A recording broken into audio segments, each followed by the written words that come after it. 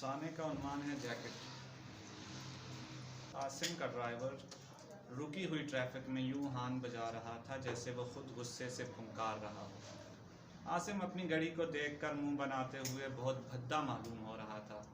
اس کے ہونٹ بچے کی فیڈر کے نپل کی پچھلی گولائی کی طرح گول ہو رہے۔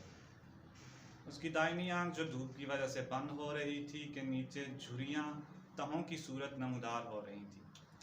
اسی اضطراب کی حالت میں اس کی نظر ایک مانگنے والی پر پڑی جس کے بال کچھ باندھے ہوئے کچھ بکھرے ہوئے، ہونٹ آگے کی طرف نکلے ہوئے، سینے کی نوکیں آگے کو ابھری ہوئیں اور ایک میلا کچیلا بچہ اتلی ہوئی ناف کے ساتھ چپکایا ہوا۔ عاصم اسے استغراق سے تکنے لگا۔ شاید اسے دیکھ کر اسے اپنی بیوی کی یاد آئی جو پہلا بچہ پیدا کرتے ہوئے فوت ہو گئی تھی۔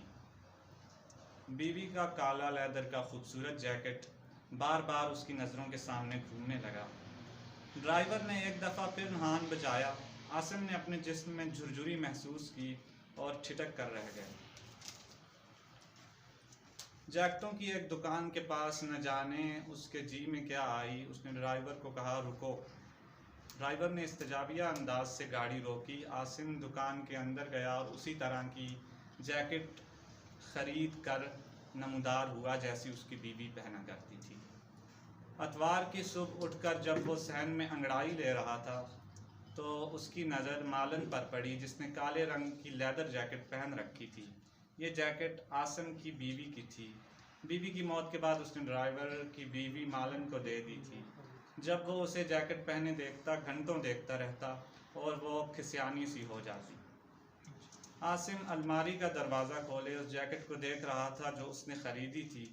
خلاف معمول اس نے خود گاڑی ڈرائیو کی اور اسی سگنل پر جا پہنچا جہاں اس نے بھیک مانگنے والی کو دیکھا تھا۔ اس کی نظروں کا اضطراب اسے ڈھونڈ رہا تھا کہ اچانک ایک بڑا ہوا پیٹ نمودار ہوا، باؤ اللہ کے نام پہ۔ عاصم نے دیکھا یہ وہی لڑکی تھی۔ وہ اس سے گویا ہوا، میں تمہیں کچھ دینا چاہتا ہوں۔ عاصم کی آنکھوں میں چمک تھی۔ لڑکی نے بڑے ہوئے پیٹ کی طرف اشارہ کیا۔